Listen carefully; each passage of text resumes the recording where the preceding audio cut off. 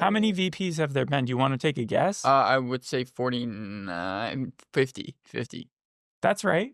Yeah, because I was going to say that they keep spouting, obviously, the presidents with 47. Really, there's only been 45. But that the VPs, it's like there's been way more of them. Vance is the most recent, but how'd you know it was just 3? Because I was thinking to myself, I think like some people have died in office, so that was going to obviously add some. And then I was thinking just recently with the Pence-Vance switch, that would probably be like a +3 or so. It was just a good guess. But the interesting thing that you pointed out here was that Martin Van Buren was the 8th president. Yes. So when James Marsden's character, Cal, the president at that time in the show, says, who was the 8th vice president? And they say Martin Van Buren.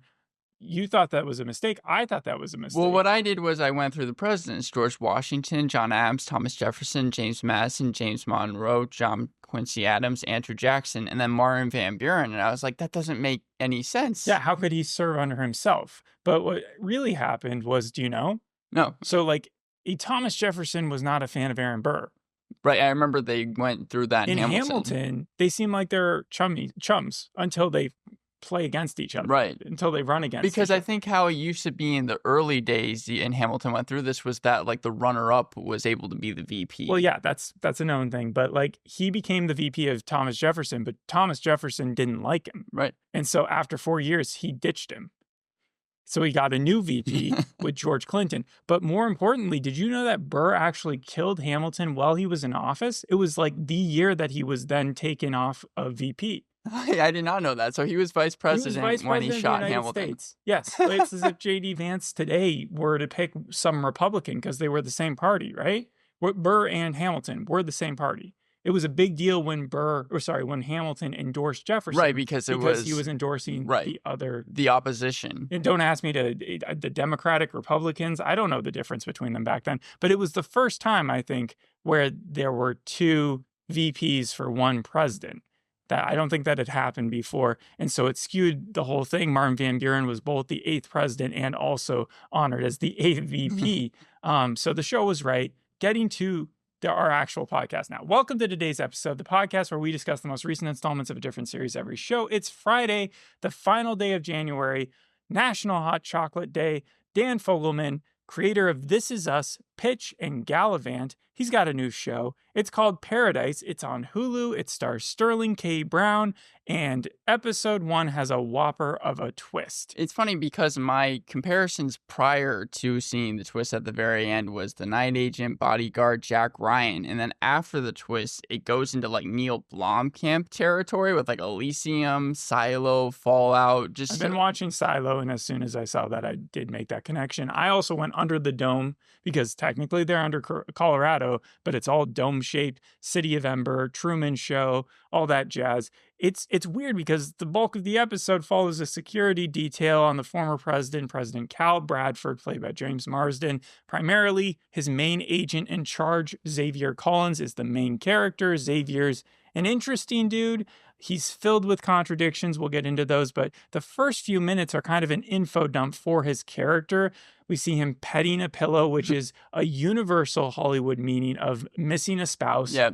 Lonely. He's not getting enough sleep. They mentioned that a couple times in the episode. He's not getting enough sleep, and Billy, his like other security dude, is having digestive issues. Right. So the two of them together are just an interesting pair. He jogs, so he cares about his health, but he doesn't consider egg whites to be food. Right. That's where he draws the line. He does consider apples to be very healthy, though, because he tells his kids to eat them in the morning. He also is a classic dad with his dadisms. He's writing notes like brush your hands and wash your teeth. It's my house. He says things like that. It was really funny because he was in Waves. I saw an advanced screening of that film in 2019. Sterling K. Brown. Yeah, Sterling K. Brown. He also is a dad of 2 in that, but he is way more antagonistic in that film than is portrayed here. But his character did remind me of it. Yeah. He's taking care of the president.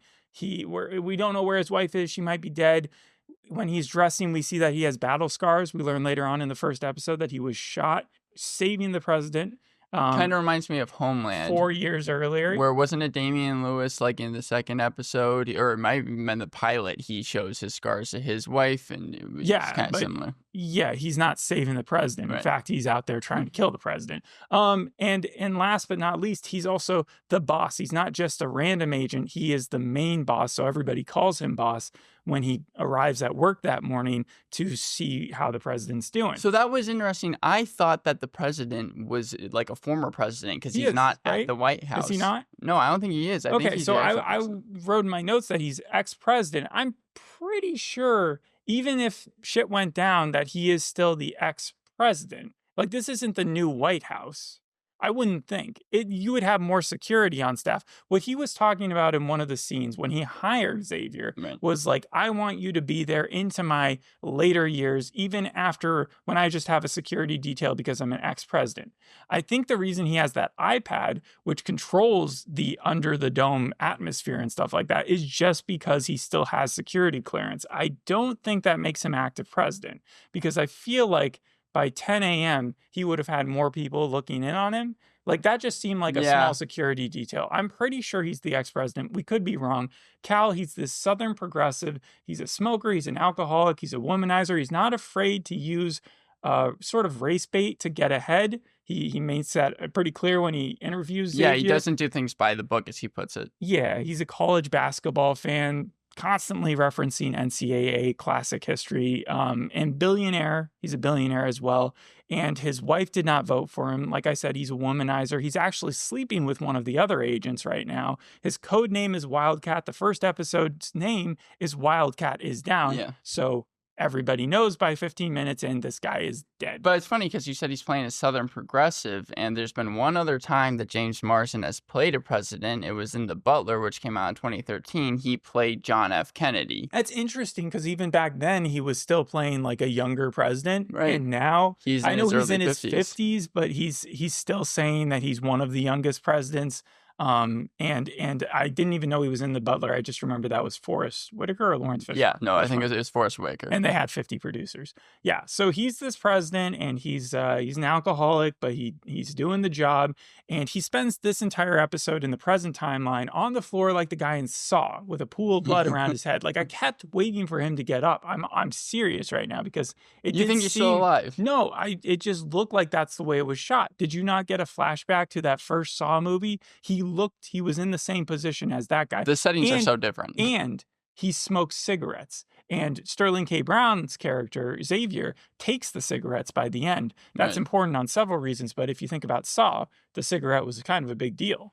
But our real mystery here is not how he died necessarily, but who stole his stuff. Right. Because that iPad, I think, controls a lot of, or at least has the information that maybe every other country would want. There was an extinction level human event that had to have happened for the remaining people to be there. It Right. reminds me a lot of not just the shows we've talked about so far, but Resident Evil. Remember, in the beginning of that, they created this utopia society based on after there was the virus that was released. In Star Wars Skeleton Crew, there was also the utopian society that we reviewed in the pilots episode. Fallout, you could say they were working on trying to create a utopia for when the nukes exploded. Also, just Even the the wife- characters in the vault kind of being isolated. Right. Yeah. The wife's character, I think, to Walton Goggins, was one of the scientists who was working on that vaults at the time. Yeah, so we've seen it before, but it still felt like quite a strange twist, quite a Black Mirror take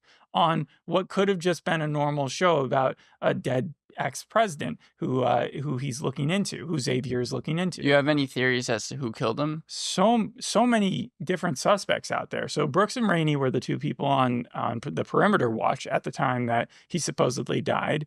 As soon as Xavier figures out that the guy's dead, he calls in Billy from the toilet, and Billy comes in and he's looking around the perimeter. He tells Billy, "You're not allowed to take pictures. You're not allowed to take evidence." Basically, he knows that they're all going to be debriefed and they're all probably going to be checked to make sure that they're not stealing anything with them. That's what made it so weird that he took the cigarettes, especially with the blood on the cigarettes. Like, that's super incriminating, especially if you're the last person on camera to have seen the president, which Xavier is. And so when Xavier goes downstairs and he's talking to Garcia, the tech guy, to play back the footage, and he finds out that the footage has been altered and frozen at a certain point in the middle of the night, that's where you think, was it Billy? Was it Brooks? Was it Rainey? Was it the new girl, is her name Jen or Jess or something like that? They are all under suspicion. Jane, However, but Jane, yeah. I knew it was a J name. And then Sinatra, that is, we see her a couple times, but she had an argument with the president. She's one of the higher ups. She knows something. And the second episode is called Sinatra, obviously, because Frank Sinatra has a song called Paradise, but also, like you said, it's a character's name. Yeah, they really like the music. Yeah. Whenever there's a paradise in the song, they're going to play it. But also there's his kid who ditched him that night, who he didn't see.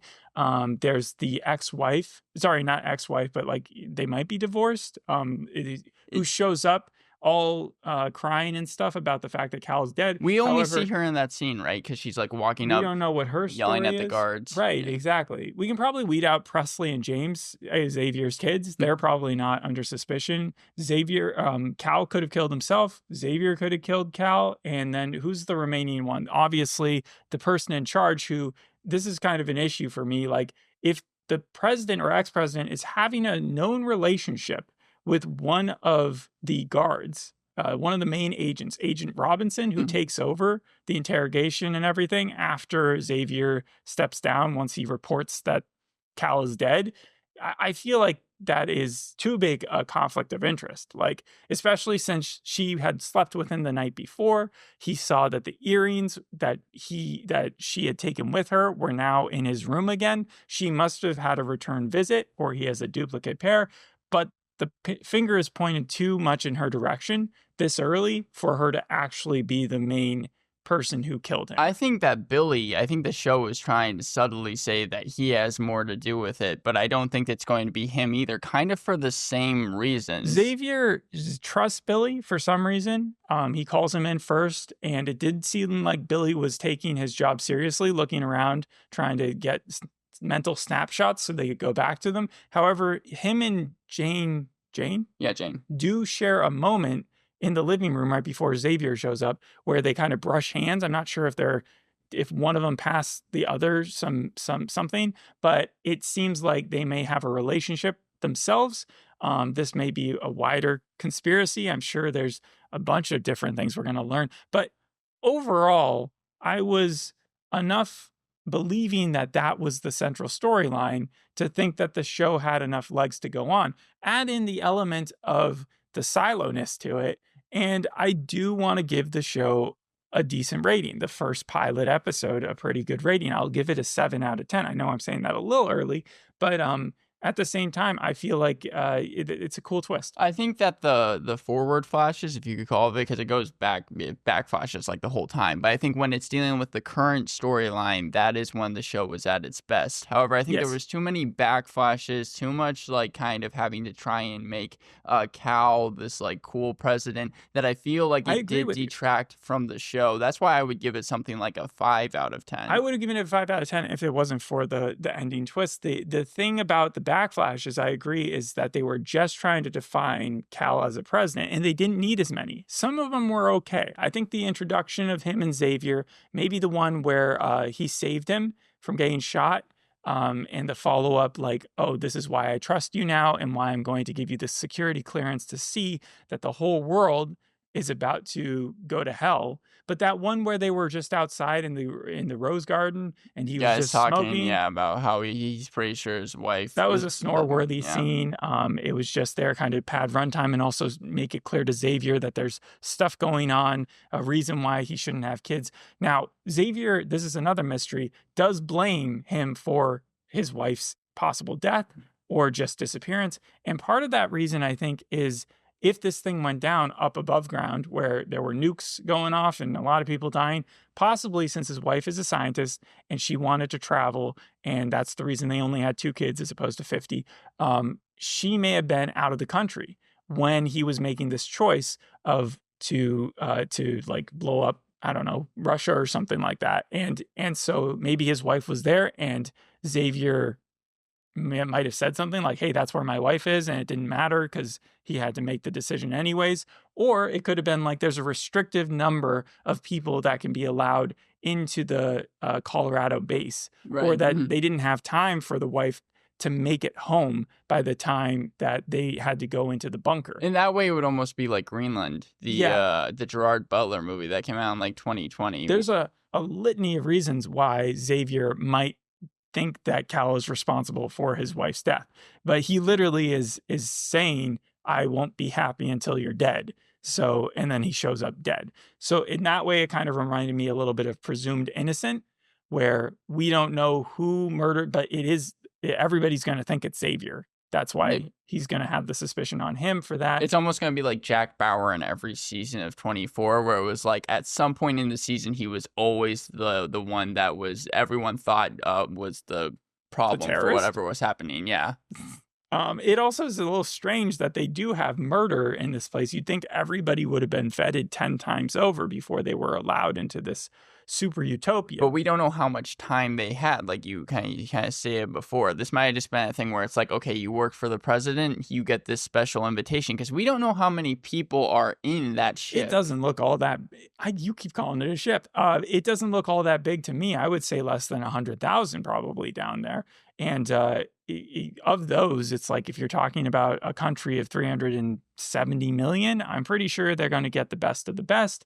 But that's also one of my other cons, is that if they have the technology to make such an environment possible and they can manipulate it the way they do, why are they still trusting cameras that can be fudged around with? Especially when protecting such a high elite person, official. Probably the highest. As an ex-president. Yeah. Yeah. Who owns a piece of technology that is so important, and yet we're still dealing with something you'd see in a 1980s movie where, they looped the footage. It's like, how were they able to do that? That doesn't make any sense. So that was one of my It reminded me a little bit of Missing You whenever they were looking at the cameras, or not Missing You, sorry, Fool Me Once, whenever they were looking at the cameras and seeing things that were being messed with. I know that the series is supposed to be 8 episodes and they have a 3-season plan for Even it. in Fool Me Once, though, they CGI'd the husband into the footage. So they did like some wonky AI stuff in there. In this, it was just about looping it. It was just about freezing it. And the only way they were able to tell is because the TV was frozen in the background mirror. Well, this goes back to what we were talking about last week when we were reviewing Prime Target. There seems to be a newfound popularity in conspiracy thrillers. And you know what goes along with that? Yeah, I completely agree with you. Is that I think it was today that the what is the doomsday clock, right? That's what it's called. And so like I think the height of it was back in the 90s, and like the early 90s it was up to 17 minutes, and then it's precipitously gotten closer and closer and closer. And now they've changed it from 90 seconds, I think a few years ago, down to 89 seconds because of all just the world turbulence. And so it's definitely come at a time where tensions are high. The main character always has to have this like PTSD built in, even in things like The Pit, where you're watching Noah Wyle struggle with the fact that his mentor died. In this case, you have Xavier's wife, who is absent. You have the fact that he did suffer a gunshot right to the he was able to save the president once, but not that second time. And he didn't seem all that fazed when he saw him dead. That was a little surprising too. So maybe the conspiracy falls into maybe he was recruited and then he passed it off. But then when he saw that he was dead, he was like, oh man, that iPad better not be gone. Well, it was, I think, kind of the catalyst to him being like, because he mentions it in the episode, he's like, we only have this amount of time before word gets out to everyone. So he I think that was the thing that sprung him into action. He didn't really have time to be like, oh my God, he's dead. Plus, he said he didn't get much sleep that night. So James and the Giant Peach, that'll be the last connection we'll make. So he made a big deal about the fact that they named their kid James. It was a Roald Dahl book that used to be based on, or was going to be based on, a giant cherry. Which is all true, yeah. Yeah, but it's also kind of funny because George Washington, cherry tree, I don't know what connection we were supposed to necessarily make from that, except that obviously the world that they now live in, the one underground, they're in a whole different setting, but it feels very familiar to them. It would be, I wonder if the show would be more interesting if it was literally just about life under that sort of dome in Colorado after like just another post-apocalyptic world, but one that is supposed to be a utopia. From what I understand, after the pilot, it's supposed to be that way. One of the things that Disney, Hulu, and Fogelman did, especially after the twist that happened in This Is Us, Fogelman was really mad that Papers and that pilot, after the twist showed up, kind of reported on it. So he made Disney, Hulu, and everyone just kind of contain the secret. And then it seems like every review is always kind of scared to talk about it because they don't know what they can reveal, because they didn't even give a log line for this TV series. Part of the reason we didn't even do all 3 episodes here is because it felt like there was a beginning, middle, and end. Like if we added more to it, it would have been way too congested as far as all the conspiracies that you're talking about. Right now, it feels like it's setting up, and that if people watch that first episode, there's enough of an aha moment that that's what we should judge our reaction to. There's no way we can just blow past the ending twist of the series or episode. So I agree with you. It would have been cheap to do so. And also what they're doing is they're airing the first episode. They aired the first episode on ABC on the 29th. Tomorrow on the 1st, they're going to be airing it on FX, but just the first episode. How about Fox? Fox is not going to be airing this, but they released the first episode early, so it's like Disney's promoting this thing. I feel like they want it to be the next big thing. I know that's a lot of places. It would be cool if one of these days, like a streamer matched all the streaming, like tried to get it on Hulu, Netflix, Disney. Like, well, Disney and Hulu are the same right now, but Prime, get them all together and say, hey, put my show out there, and I'll give you a discount. Well, if there's one thing that I think everyone can agree on, it's that the twist worked. Esquire wrote, "Paradise restored my belief in TV with one great twist. The Independent called the pilot the best debut episode in years." Yeah, and then I don't want to oversell it. It's a 7 out of 10. It ain't it. I'm just doing the positive right now because I have negative reviews. Yeah. But Joe Blow said it was the twistiest series in years. It has an 84% on Rotten Tomatoes, a 7.8 on IMDb. Some of the negative reviews have been like USA Today, which said that Paradise gets lost in itself. Mm-hmm. And I think a lot of people are just wondering if it's going to be able to, if it's going to fall into the lost trap, and also the from trap, from what I understand, where it's like it seems like they just get too concerned with having to answer everything. I don't see that many questions. This is no Lost. This isn't that engaging. It's really like, oh, you had like a very basic plot that I've seen a million times. It feels sort of White House Downish. Like, okay, it's just with Sterling K. Brown. He's a family man because he's from This Is Us, and he's kind of portrayed in the same light.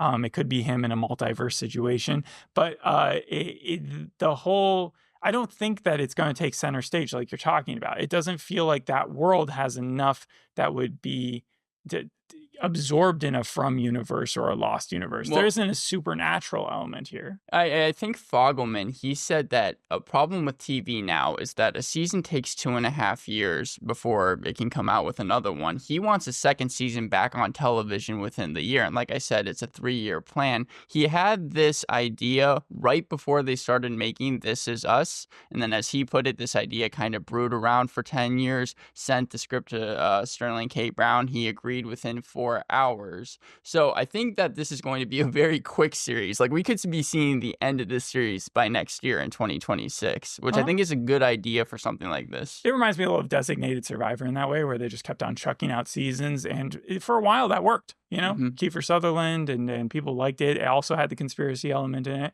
But I think that'll do for the episode, unless there's anything else that we didn't cover. I think we got it all. Thanks for listening. We'll see you on the next episode. Hope you enjoyed this one. Bye. Bye.